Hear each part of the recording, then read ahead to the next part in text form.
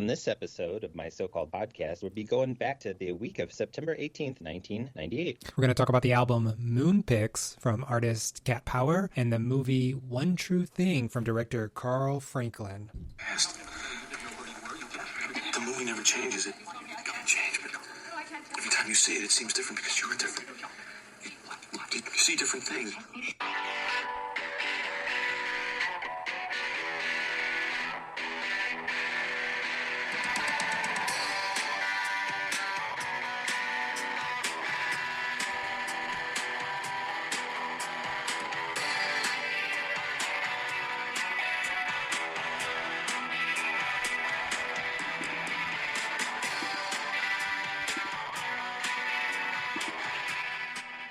Welcome to My So-Called Podcast. I am Gary Linton. And I am still Eric Spiegel. Still and always. Well, Hey, maybe buddy. not. How you doing, man? I'm doing well. This is My So-Called Podcast where we go back to a week in the 90s. We choose a week. We choose a movie and that was released that week and an album that was also released roughly the same week. And we talk about it. We've been doing it for 10 years now. Yeah, that's right. When we first conceived upon the theory that two Gen X white guys talking about old media would be a good and novel idea, other people were like, hey, what's a podcast, right?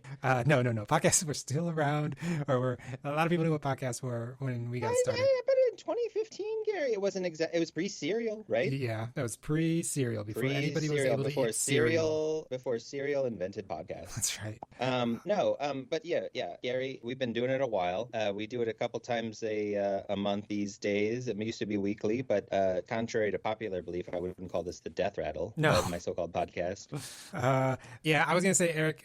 So I went ahead and created a Blue Sky account for My So-Called Podcast. I don't know why. I probably should. No, it's good. It's good. You know, Blue Sky is where we're all headed. That's right. We're not on Twitter anymore. We're not on X. We're not on Facebook. I think Blue Sky is the place to be. Stephen King quit X, Twitter. And I want to just say that for My So-Called Podcast, where is it? Our thing is a look back at movies and albums released in the 90s, hosted by Eric Spiegel and Gary Linton, two middle-aged white guys. Shocking, I know. So that's our bio on Blue Sky. Okay. I mean, it's legitimately reasonable to say that, but we also have some middle-aged white guy guests sometimes, That's Gary, right. And also some people that identify as women. That's right. And people that don't have white skin sometimes. We probably have less like had it has Banan happened. It Eid has on before. Okay, we don't have to name all the people we've had that aren't white people. There have been at least two. Right. So, wow, this is really maybe is the death rattle of my so-called podcast. But I just opened up my Blue Sky account. Okay, well, no, we just have to make a right turn and have more diverse guests, I guess, Yep. in 2025. That's what I'm going to call Project 2025. Whoa, it's a DEI initiative that I'm evoking. Actually, the name is trademark. Nobody else can take it. It's a DEI initiative for this podcast only. Anybody else that tries to use it is subject to federal prison, actually. Wow. That's wild. I like it. I love that. That's good. That's good. So this week on the episode, we're going to talk about, as you heard, September 1998. And then that was the same week that One True Thing from director Carl Franklin from the autobiography. I guess it's not actually an autobiography, was it? So Anna Quindlen is a novelist, and what she did was write a novel about a 20-something woman who is coming home to take care of her mother who's dying of ovarian cancer in 1988. That's why this movie takes place in 1988, because that's when the novel takes place. And the book is a novel written by Anna Quindlen, but it's based on when she moved home from New York to take care of her mother in 1972 when she was dying of ovarian cancer. So it's definitely an autobiographical novel by the author. The Renee Zellweger character is the avatar, essentially. And so, we'll talk about that in the second half of the podcast, but the first half we will talk about the album Moonpix from artist Cat Power. Which, following, much of the album was written a single night following a hallucinatory nightmare Cat Power experienced while staying in a farmhouse in South Carolina, which, I feel like could also be true of One True Thing, but would be more surprising. Yes. Yeah, that would be surprising if that was written in one night. If a hallucinatory nightmare had that much nostalgia baked into it. That's right. That's what we do. Or that's what we're going to do. We kind of talk about 1998. We were both in college. September 98. This would have been our the beginning of our junior year. That is right. Yep. No. September 98 September. Oh, you're right. Yep. It is the beginning of our junior year. So this was the fall after I had my 98. Yeah. So I lived in a 4-person apartment by myself all summer and delivered Domino's pizza and took one class. Mm-hmm. It was magnificent. Yeah, sure. But yeah, that fall I was back into classes pretty hardcore. I tried out for a play. I was taking college. Yeah. So I tried out for some plays at the early portion of my college career because I was in everything in high school. Mm-hmm. Yeah. And in Guys and Dolls, I was young man behind the set selling newspapers in the dark, and I was in the Dybbuk as Jewish man with long beard, numbered 7, holding candle, number 2. Fiddler on the Roof. No, that was the Dybbuk, which was a ghost story. It's more of a ghost story, a Dybbuk, like the beginning of A Serious Man. Yeah. Anyway, tried out for some plays that fall. I studied real hard, and I took my lovely wife, friend of the show, Alicia Spiegel, to the movies to see One True Thing. Nice. And afterwards, we went to the country kitchen out by the highway and talked it over a skillet or two. It made out because you were both so horny after watching One True Thing. We were so horny for skillets and cancer at that point. But anyway, really honestly, I remember eating at the dining hall, studying, hanging out with Alicia. That's what I remember. Typical. So what about you? Junior year, you back at Webster? Well, I went to Webster. I transferred to Webster University, go Gorlocks, from Southwest Missouri State University, go Bears. And so it was my first semester at Webster. I was back living at the old Rents house, the parents, while I was commuting to Webster University. That had to be a real developmental blow to go back, live with the parents for a while. Were your parents pretty cool about it? Like, hey, you're a grown up, we understand? Yeah, they were actually pretty upset because I was like harsh and they're mellow, and I was really I was like, you kids, keep it down. So it was just a lot of sex, like everywhere in the house. Abort. I don't want to do this. I don't want to do this. You were just like, is there anywhere you guys don't F? And they were like, the answer to the question is no, and you didn't want to know that. Exactly. So that was what's going on with me. Empty Nest. Mm-hmm. That's what that show was about, right? I think so. It was like, I think that show, Empty Nest with, what's that guy's name?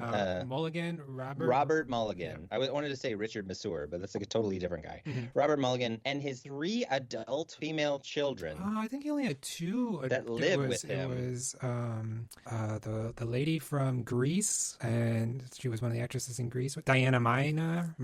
And this was on in the second half hour after the Golden Girls. Well, right. It was in Golden Girls. We got to ease you back into regular society with Robert Mulligan. And the other daughter was she was from Wings, maybe? No. She was from the Little Darlings. She was in that, and she was kind of with Tatum O'Neal. Yeah. She was with Tatum O'Neal. I'm gonna get her name, but I don't think I'm gonna come up with it. Well, that's fine. Anyway, so Empty Nest is about this guy who's like, I guess maybe he's a greatest gen. I think it is. So it's a greatest gen dad, and it's these boomer girls that are in their 30s that live with their dad. I was like, what is this show for? Who is this for? Is it for women in their 30s with daddy issues, or is it for retirees that have the hots for the Golden Girls? Maybe it was 3 very daughters. Confused about that show. 2 daughters. Can you imagine a show being about a retiree male and his 3 adult daughters that live with him? That is crazy for a plot summary. Yeah, it's pretty crazy. So it was Kristy McNichol. Oh, Kristy McNichol. She was pretty famous, right? Yes, that's right. And Dinah Manoff. And yep. So Gorley and Russ, the podcast, turned me on to a early 80s sitcom that was too early for me. 2 adult daughters. It was only 2. Okay, you were right. Good, God bless. Called It's a Living, and it's about these waitresses that work in a cocktail lounge. Kind of like a piano bar. At the top of that fancy hotel in L.A., the one that True Lies Arnold Schwarzenegger rides a horse into the elevator. Yeah. That building. That is the girl from Wings. I think she was on that show. And Anne Gillian is one of the cocktail waitresses as well. And it's a fun sitcom because the left side set is this cocktail lounge, and the right-hand side set where they go, over to the right where it would be like the kitchen on Full House, if you will, it's the break room. And so it's like they're on stage and off stage. Kind of a good idea. Right. Anyway, it's a living. It's on Tubi for free if you want to watch a lot of commercials about Crystal like real Bernard, estate agents. she was in that. She was on Wings. Excellent. So that was our little 80s. I guess Empty Nest was in the 90s. It was a 90s show, but yeah, totally in the 90s. The 90s Stephen King's The Shining had the guy from Wings in it. That's right. He did. Yep, he was in that. And Tony Shalhoub before he was an Emmy winner. I'm rewatching I'm rewatching some X-Files, and Tony Shalhoub was in one of those episodes. Tony Shalhoub went from doofus to kind Gallant. of yeah. I mean, he's really like prominently actory in The Man Who Wasn't There, the Coen Brothers movie, where it's like they really feature him as like some hot shit essentially. Yeah, Wings also had Thomas Hayden Church. There was some acting powerhouse on Wings. Yeah, there's some Best Picture actors and best primetime Emmy movie shows, whatever. I never saw Monk, so I can't talk about it. But sure. Thomas Hayden Church in Sideways is absolutely brilliant. Yep. I love that desperate and horny and terrible person that he is in that movie. Gary, would you like to hear a little bit about what was on the radio? Yeah. Like, say you're driving around. It's fall. It's prime leaf peeper season. Yep. Yeah. You're turning from green to orange, etc. You turn on the radio, and number 10 is When the Lights Go Out by 5. Okay. Do you want to just make a quick guess of what genre of music that is? I'm going to say boy band. No, are they 5? I say 5. I want to say are a boy band, but I don't. Okay, your thing is When the Lights Go Out by 5 is a boy band. Yep, that's my final answer. I mean, 1998, it could be worse. Spelled lights wrong. This is good podcasting. Yeah, right? This is good podcasting. Shut up. This is why I guess we're about to find out. It sounds like it could be a boy band. Can you hear that? I can't hear it. No. Oh, okay. Sorry. It's the Baby When the Lights Go Out. It is a boy band. Yes. Points for Gary. That's an extra point for you. Called it. Number 9 is You're Still the One I Live For. Still the one I live for. Mark's wife, Shania. Shania, You're on Fire. Number 8, Looking at Me by Mace, featuring somebody with the initials PD. I think you went too far. Let's go, Yeah, Mace. of course. Number 7, Time After Time by Anaj. Cyndi Lauper? Nope, sorry, Anaj. Oh, okay. INOJ. Oh, okay. Don't know. Number 6, Daydreamin' by Tatiana Ali. Oh, okay. Tatiana Ali. She in Fresh Prince? Isn't that the sister in Fresh Prince? Ooh, that might be a pretty good pull, buddy. Is that right? I don't know. I'm gonna look this up right now. I'm going to Fresh Prince. The only reason I know it is Just go to your Fresh Prince app. Yep, Tatiana Ali. And I've been rewatching the Fresh Prince of Bel-Air, so that's why I had that on my tongue. Oh, yeah. So, yeah, who didn't have Tatiana Ali on their tongue in 1998? Number 5, The Boy Is Mine, featuring Brandy and Monica. Oof, that's too much talent for one song. Number 4, My Way by Usher, who also has a tongue. Number 3, Crush, Jennifer Page. Just a little crush. How does that go? Yeah. Do you remember? That's it. I think you Something nailed like that. it. Anyway, number 2 is also Monica with her song The First Night. And number 1 in September of 1998, which is a couple months after July when this movie came out, is still I Don't Want to Miss a Thing by Steven Tyler and his band Aerosmith. I think that's how they're, They didn't, the one song that they didn't write is their biggest hit. I wonder how that makes them feel. Makes them feel very rich and powerful. That's true.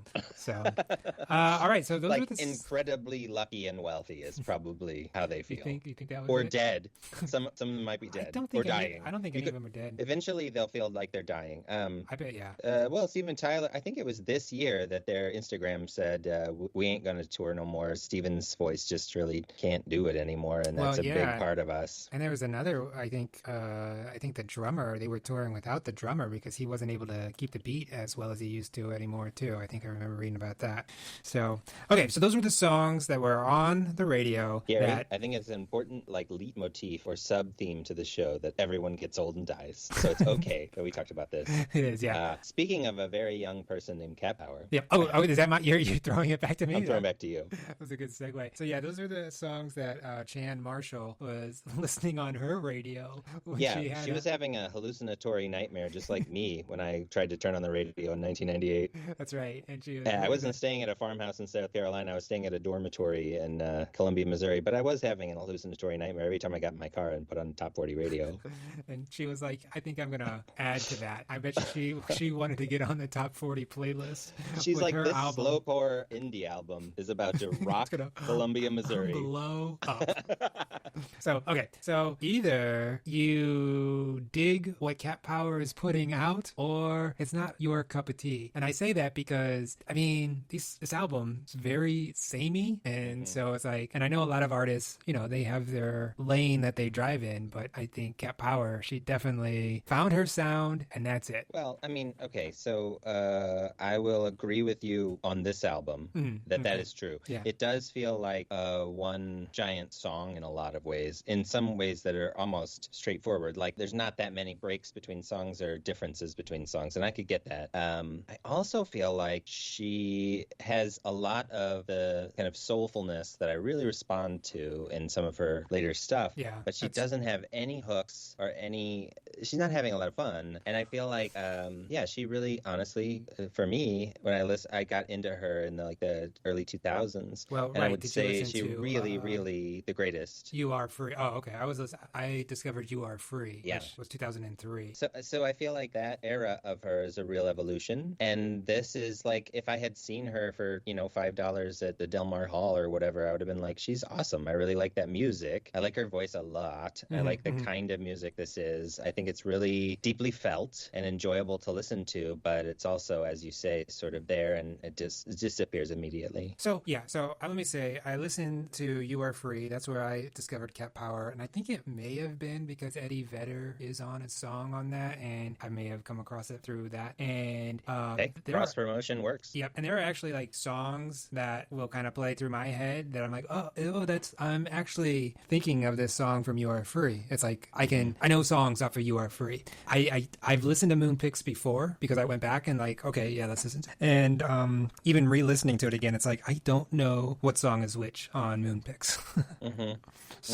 Yeah, so I think I listened to You Are Free after I found the Greatest. Yeah, but I will say I can say this because it's 2000, unfortunately. My favorite album I found by Cat Power is the Covers one, yeah, which is the next first one after cover. this. Yeah, and I think, you know what, and I guess just looking at that too, is like she went and did a bunch of other people's songs, and it was probably like, oh, it's like a period of growth for her. Yeah. Like, look at all these tricks, essentially, and oh my gosh, she mimics some beautiful stuff on that album, but also does her own thing. I mean, just that Nina Simone cover alone. Well, I've always liked her take on "We Dance" by Pavement. Is the Pavement song? Is that on that album? It might be on the second covers album. Yeah. Well, I'm talking about "Wild Is the Wind," which originally is Johnny Mathis, actually. Okay. And Nina Simone covered, but Bowie covered it too. Anyway, it's a great tune. Right. It's just like one of those classic songs, and she just blows it out of the water as far as I'm concerned. And that whole album is really fun. And then the next two albums are really immaculate. They're very great. Yes. But I agree. I mean, I feel like Roto evolution here. She is working on her stuff. She sounds good, but it's not going to make history. No. Yeah. I mean, it's good. It's inoffensive. I didn't mind listening to it. It wasn't like, oh my God. And even with it sounds great. Yep. I put it in the background several times, and it's soothing. I enjoy listening to it. Like I said, if we were in a coffee shop, and this person was playing these songs, I'd be like, well, she's awesome. Yeah. Right. It's just as an album, however. Right. It's just a little. Well, nothing stands out. Like you said, there's no hook. And I don't feel like she's interested in doing that at this point. Like, it doesn't even seem like she's trying to. Right. She's just sort of following a real spiritual, soulful, artistic kind of a path. You can tell, I feel like, and that does attract me to this work. Like, I feel like it's still good, but it's also like, it's interesting that it's her fourth album and so inaccessible still. Like, just, like you said, samey. Not written for the audience still at all, but I mean, that's still cool. Like, I think it really is. It's like, if you really like the catchy stuff by her, I would say give this a listen or two, just because it's not going to become your favorite album of hers or anything, but it's still kind of fun to listen to before she was totally formed, I guess. She's laying the groundwork. She's pouring the foundation. I mean, you can't build a house without a foundation. I tried it once, Eric. It was a complete disaster. It was like, what? The wind blew it down. This wolf came and blew it down, and and then you came over to your brother's house. Yep. And his house had more of a stick foundation situation going on. Meanwhile, while I was over here, I had cement, I had bricks, etc. A nice foundation. Right. And then, what happens at the end of that story? Well, so the wolf can't blow the house down, and the pigs are like, ha ha ha, you dumb wolf. Get the hell out of here, you jerk wolf. So what is the point of this story? I think it has to do, so the reason I think the other pigs are like, I'm just going to make this out of hay, and I'm just going to make it out of sticks real fast. I don't think, because they want to play okay. more. Yeah. So it's like the tortoise and the hare. Yeah, they don't want to take the time to build their brick house. But so the third, right. But a brick house is somebody that 36, 25, 36. Exactly. Out on the dance floor. And that always confuses me about right, this parable of the pig. Because you're like, wait, who has those measurements? Is it the He's pigs? making himself a real doll using masonry techniques. That's right. She's a brick house. And the wolf's like, that's not going to protect you at all, but she is fine. Exactly. I'm not going to eat you because I respect your handiwork. Game, respect game. That's right. Fist bump, wolf out. Yep. Okay, well, anyway, the album is an album, Gary. We have a rating system, and we say it's a well-deserved classic status at 4 stars. We say 3 stars is like, you know what? It's not that bad. It's good. It's pretty good. Number 2 is that's why I haven't listened to this in a while, and 1 star is like, we were young. What the hell did we know about music? I don't give Moon picks. I'm going to go with 2.5. Yeah, I'm just going to stick at 2.5. Yeah, I'll give it 2 stars. Yeah. Because I think we both want to give it 2.25. Yeah. So the average of our scores takes us to where we want to be, where it's like, we know it's getting better from here, but it's pretty monotonous. Yep. Yeah. And nothing, no standout track, nothing to write home about. I sure hope Shan Marshall didn't write home about, dear parents, please listen to my new album, Moon Picks. Oh, but so I'd write back, I'd be like, darling, you're very intense on your album, and I appreciate how soulful your music is. Your voice is very beautiful, and the instruments complement you greatly. I look forward to you branching out musically on your next endeavors. Love, Dad. Dearest father, maybe my next album I will record some well-deserved or some classics and see how that goes. Yours forever, Shan. Dearest Cow Power, Daddy loves you. I look forward to hearing your renditions of mainstream popular music. Please don't go too obscure, darling. We're trying to unearth a little bit of catchiness, a little bit, keep some butts in the seats. Yours truly, Daddy. I love it.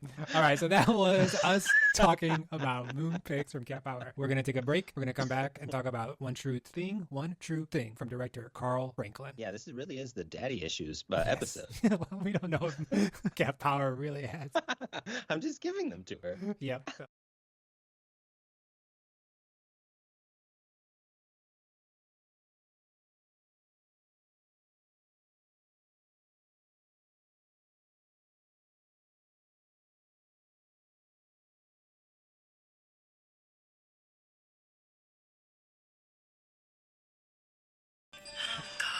Mama's throwing a surprise party for my dad's birthday, and it's tonight. Mama's your favorite literary figure. I'm just not up to dealing with her. You know I can't do costumes. Why? That's just so...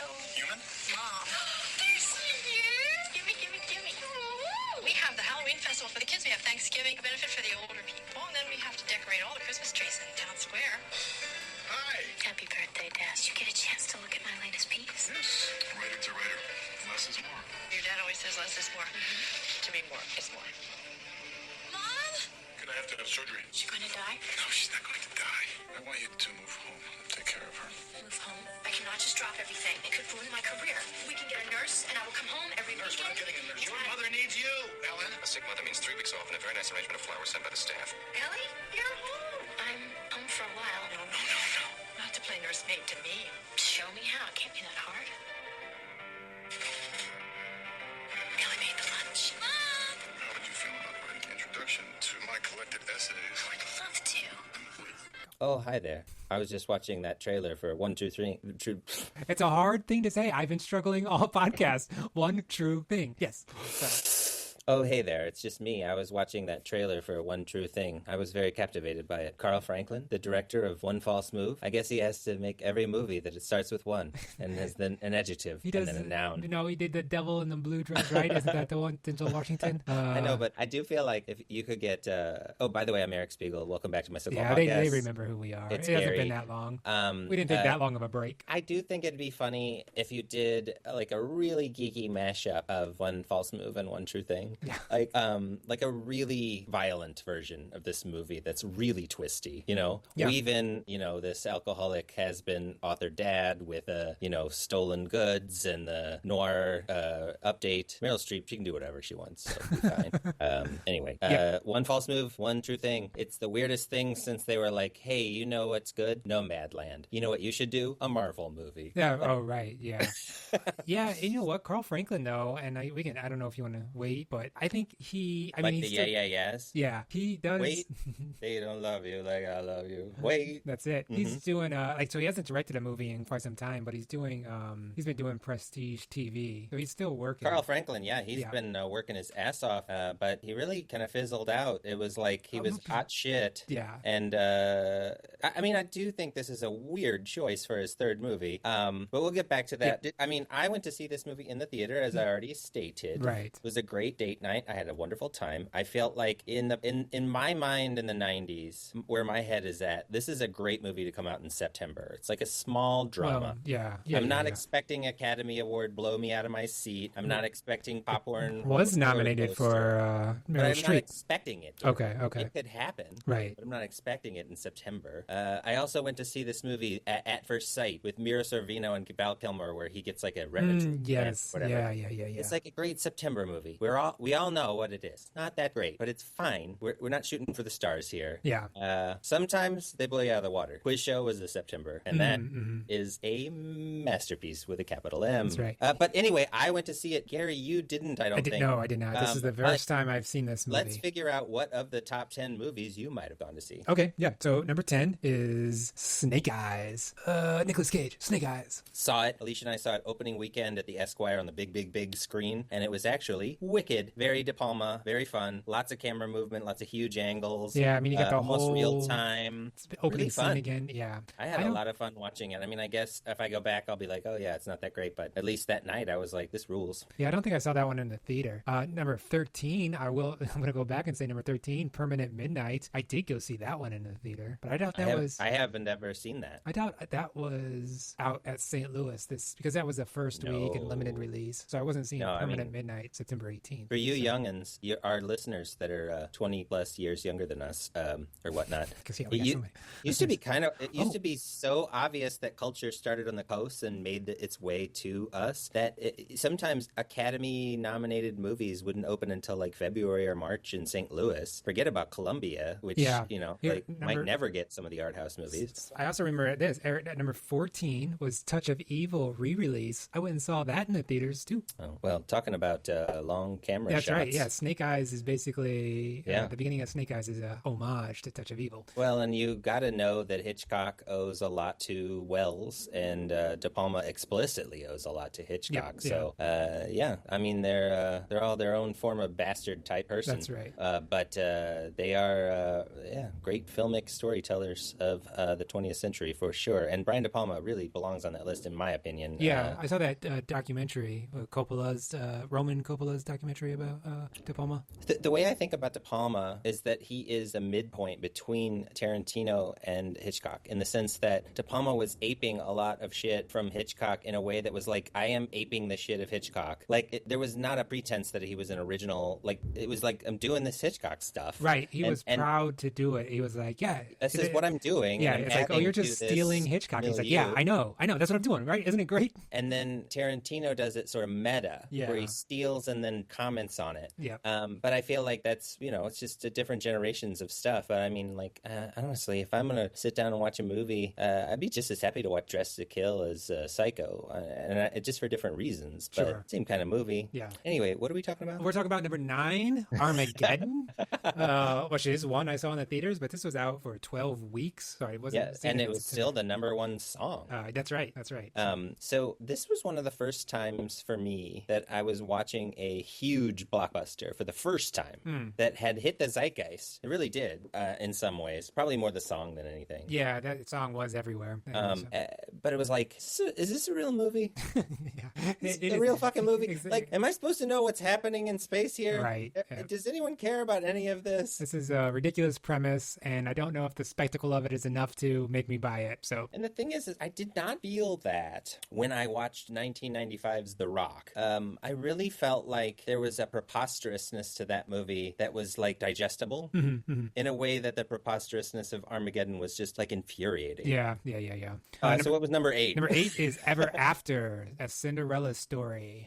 Yeah. My economy professor told me I had to go see that. I think you've said that before on this podcast. And okay. And the outcome is it was not a great recommendation. It's not that great. I wasn't trying to chastise you for repeating yourself. Sorry if it came that way. Well, I mean, how many episodes? What you said 10 years. How many eps? This is episode 234. Yeah, get ready for some repeated anecdotes. I mean, that's why they put us out to podcast pasture at a certain point. Number 7, Blade. Saw that one in the theater. Blade, the star of the latest Wolverine movie. Blade. I haven't watched that Wolverine or the Deadpool and Wolverine, the latest Wolverine movie. Well, it's got spoiler alert. Plug your ears, everybody. But it's got Jennifer Garner as Elektra. It's got Wesley Snipes as Blade.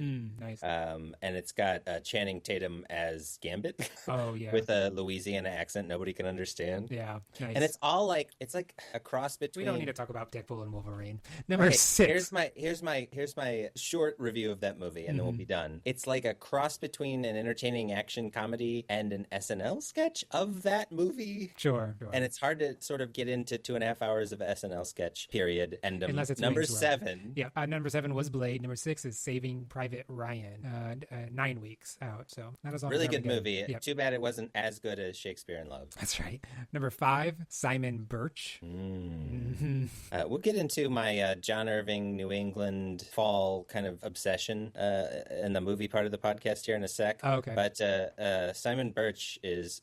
I'm such a big John Irving person. I have never seen that movie, and I won't. Sure. Number 4, Rounders.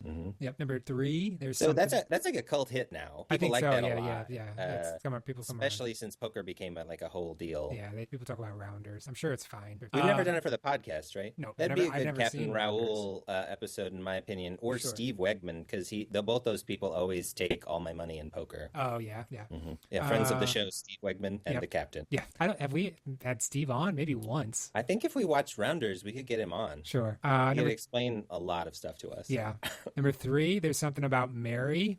Something about Mary that I didn't want to watch that movie all the way through. Number 2, the movie we're talking about here, One True Thing. And then number 1 is Rush Hour. Those were the movies that were out at the theater. Gary, we're going to start with an either or, and do you understand the words that are coming out of my mouth? Oh, yeah. That's great. Yeah. So for me, Gary, this movie I got a lot of nostalgia. I like the filmmaking technique of middle-brow late 90s dramas. Yeah. They really don't exist anymore. And I like them a lot. I like the comforting, sort of well-acted, highly produced dramas. And I didn't really know it was, going out of fashion when I went to go see this with Alicia, and we both liked it. And it's got some nostalgia for that. Like I said, we went to Country Kitchen, like you do. Yeah. Get yourself some skillet excitement, and you talk over the movie. I always thought that this movie benefited from a sort of everybody likes their mom, everybody likes Christmas, everybody likes... it's all the holidays. We get Halloween, Thanksgiving, all the fall holidays. Christmas, and New Year's. And everybody's got some complicated relationships with their dad. So I feel like a lot of the stuff hits home in this movie. And I have sought it out to watch at the fall portion of the year, which is why I picked it for our, Thanksgiving, Christmas, October, every, small towns and holidays, they go together. Anyway, this movie is like a cozy house shoe or blanket or snuggie, if you will, to me. And I think there's some actual real brilliance in some of the elements of the screenplay and acting choices. I don't know, I cannot tell how much of it is like cozy, I nostalgically miss movies like this existing versus like it has anything actually to say. So, Gary, is a long cold open to ask you either you think it's got something on its mind or it's an expensive Hallmark movie. Well, yeah, I can see it might be an expense. I don't know if it really does have anything on its mind.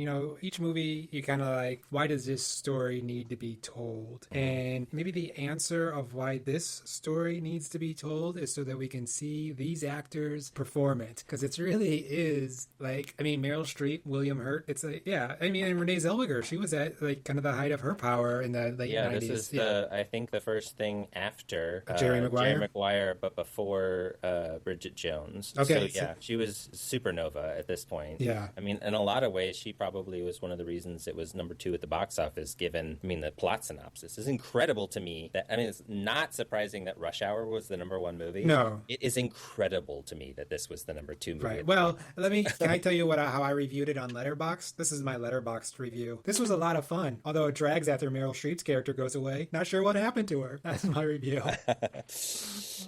Were you on your phone when she passed? What? That's what happened?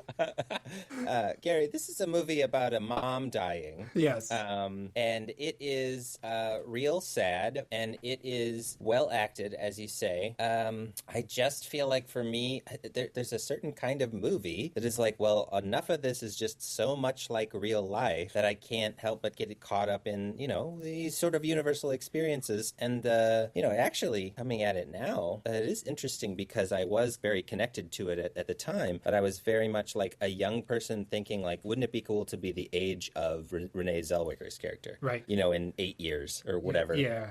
But now I'm like, holy shit, Meryl Streep's character was 48 when she died in this movie. Yeah, we're right there.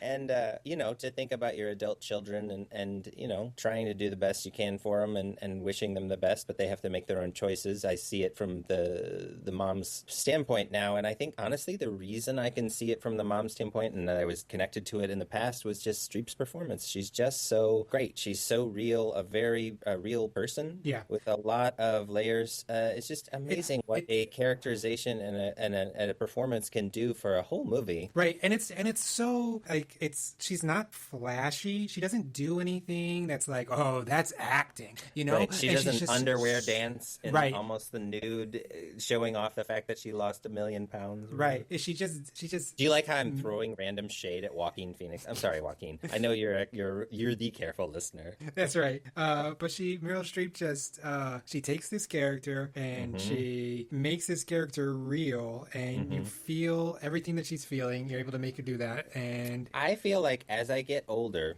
I respect performances by really, really good actors more. And what I see in this character is all the things she wishes she could say to her daughter, but it would be impolite or hot-headed or harmful or hateful. And she swallows a lot of stuff that she could throw at this daughter. But I see that in her eyes. I see it in what she doesn't say and what she almost says. And it's just like really entrancing to watch. I don't know. I think she's just a genius. And the coziness factor of this movie, this house, this New Jersey, this Princeton professor lifestyle. This guy has legitimately got patches on his elbows. That's right. Yeah. Mom's making a mosaic table out of the broken stuff in the back. The house is tweed patches on his leather jacket. Like a fireplace. You can go down to the get some candied apples and ride the Ferris wheel and whatnot. That's right. It's a regular Gilmore Girls Stars Hollow. You're right. And hey, so much so that Lorelai Gilmore herself she's shows up in this in the film. Yes. She probably has not given birth to Rory yet. Is what it looks like. She's a little younger than Mom, and she is friends with Renee Zellweger in a way that is sort of bizarre. It's like you could imagine like maybe there'd be a lot of movies with Lauren Graham in them. That could have happened. Yep. Yeah. Like just as much as Renee Zellweger happened, it's like random, Right. Yeah. And then even Tom Everett Scott, who has such a kind of a small part as Renee Zellweger's younger brother. I think he does a good job. It's like I do have a beef with that whole thing. Okay. I feel like, well, first of all, Tom Everett Scott had just had That Thing You Do, where he was the star. And for the next thing for him to be in, to be this huge Oscar kind of baity thing where he doesn't have, he has like 8 lines or something. Yeah, it's real. It's actually... I feel like at a certain point, you just feel like, Tom, your character's not in the movie, all right? This is a movie about 3 people. Yeah. It's very much about 3 people. He's on and the we barely poster. get enough. Yeah, well, you got to get him off the fucking poster. Right. You got to get, I don't know. I mean, I feel like William Hurt should barely be in the poster in a lot of ways. Well, I mean, his presence for the film is felt. So I wanted to investigate something, Gary. Will you come along with me on this investigation? Always, Eric, always. So I told you earlier that Anna Quinlan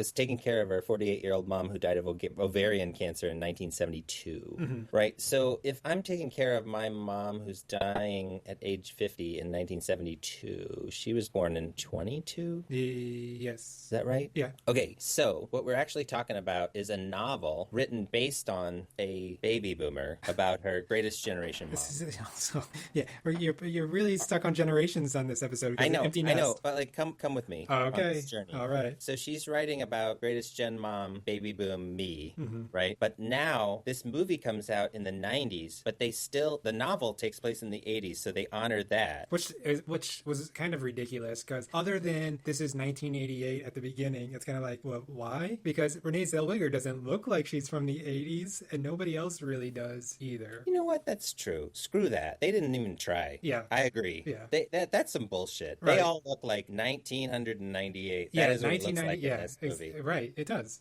I totally agree. So it's definitely Gen Xers. Other than payphones. And their boomer parents. Right? Because it's 40 to 48. And so the movie is a generation skipped from the novel, but they both, this is the crux of the matter, feature like a total deadbeat of a father. And so the idea is that the guy is, would you say, emotionally unavailable and therefore kind of useless? Like, that's the problem with this whole story for me, is like, what are we supposed to think of this guy? Well, right, yeah. I think, no, you're right. Because is he a good guy? No. But is he a bad guy? No, he's also not really a bad guy. And he's sort of a shitty guy, I guess. He's sort of a little person. Well, I think that's part of the journey that our Renee Zellweger's character, what's her name in the movie? I don't remember. I think I have it here. Ellie. Oh, you're right, Ellie. Yeah. That sounds right. She has to go through. I mean, that's the whole thing. Is she idolized at the very beginning? It shows how he's like Santa Claus. Well, right. She's like, I got the little girl. She's probably like 10. She's like, I gotta go to the bathroom. The dad's like, can you hold it? And she's like, yeah, Dad, I'll hold it. And the mom's like, look at those cows. And then the little girl's like, I'm trying to write, Mom. Shut up. And so, I mean, that lays out the dynamic there, the whole thing.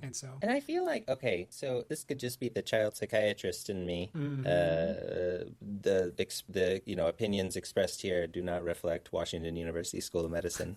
But it's just like, so what? Sometimes your mom annoys you and your dad seems awesome, and sometimes your dad annoys you and your mom seems awesome. I feel like that happens every couple of years or whatever while you have to live with these people, because it's weird to have to live with people for such a long time. But she didn't. So, I mean, you're right about that, but it seems like the movie tries to tell us that Ellen was never annoyed by her dad and only annoyed by her mom. And that's the thing, is like spending time with her mom, she realizes just how strong her mom actually is and what a piece of crap her dad is. You know, that's the journey she goes through. And you're right. Is this just a Hallmark story, or is it something that needs to be told? I mean, Anna Quinlan felt like, yeah, I need to tell this story. And I'm sure as a book, it's probably, it must have been a pretty good book. They decided to option it for a movie. And whether it needed to be a movie or not, I mean, we got to see Meryl Streep's performance. I feel like there is there's enough here for me to project like a greater movie upon the skeleton that it offers me, I think, in a way that I think there is probably a much better movie to be made of this material. Yeah. I think reimagining your mother and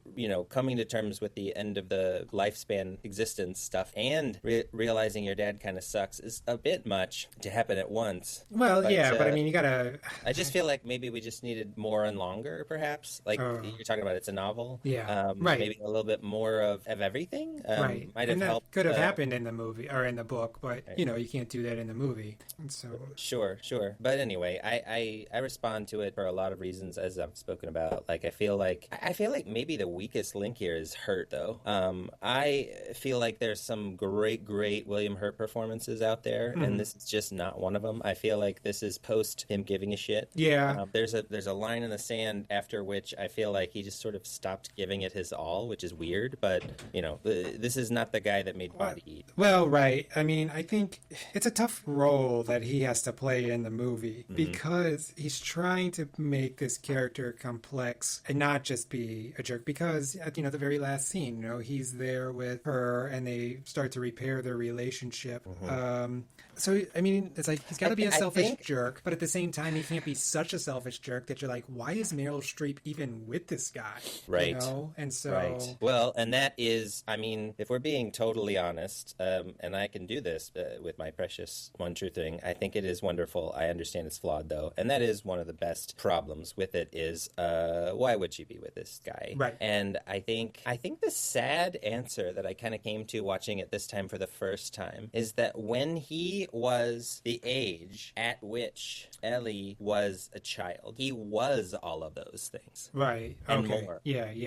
You know, whenever she's 6 and she comes and he's thanking all of his students, thank you for going on this journey with me, and they give him a standing ovation, and she's there. Yep. She's like, all the adults love my dad, and he comes over and picks me up, and he is a very loving. He knows that Kate is the greatest, Right. and the lucky. He's very lucky to have her. She's his one true thing. Exactly right. Whenever he said that, I wish there'd been like a. I actually wanted like Guns N' Roses. Yeah.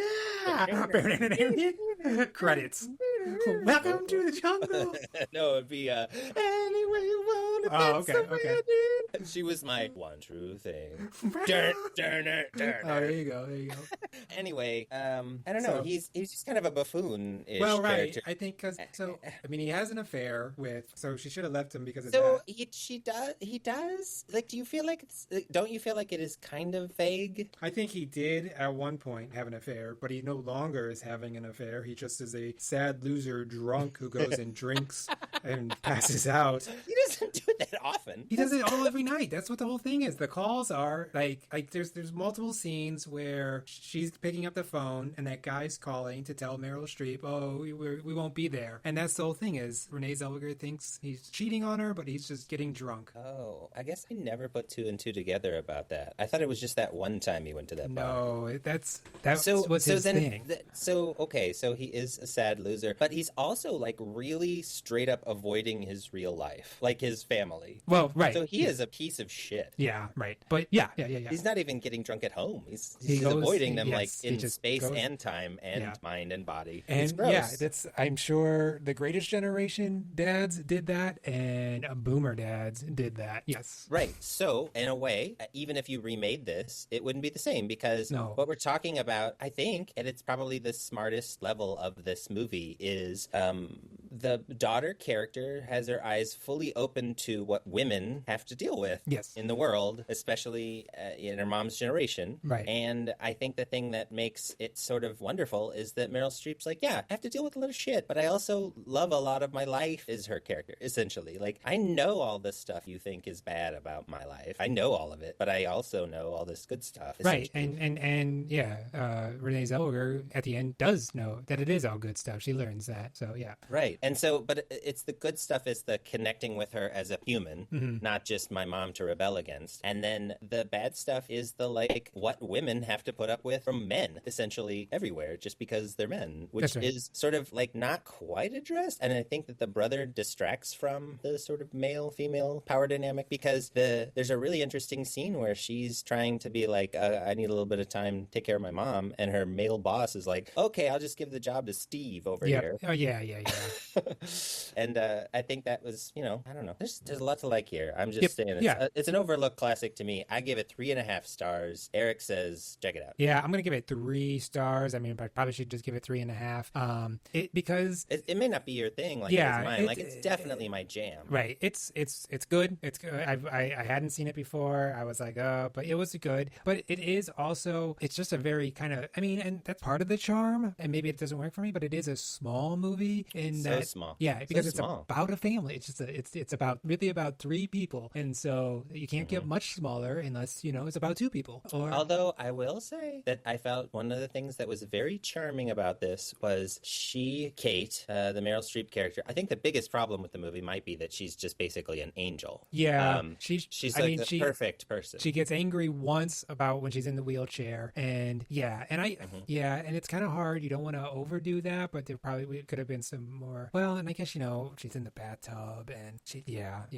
I just felt like in the bathtub, it's just like she's so upset with what's happening that she can't hold it in anymore. But that's still like she's still a wonderful person. Right. Anyway, whatever. There's people, I know people that are as good a person as she is. So it's not like made up. Right. And right. so, but I thought the thing that was beguiling this time was thinking about how connected to the community she is, like decorating for the holidays and going and hanging out with that woman whose husband left her. That's or right, yeah. It's like from the outside, the minis seem like some sort of a cult in the town, but really it's like this women's support network that is like under the guise of decorating for Christmas or whatever. Yeah. And I feel like, honestly, okay, I'm just saying, like, it could be an even better story. Like, if you really investigated some of this stuff. And I think so. Well, that's longer stuff about the mom and more about the dad. And so that's where I'm at 3 stars. Not to talk you down from your 3.5 stars. I think you deserve, but it's, that's why I'm giving it 3 stars. I think it's a good movie. It could have been better. I'm actually being the one defending it while you're the one that's kind of being like, whoa.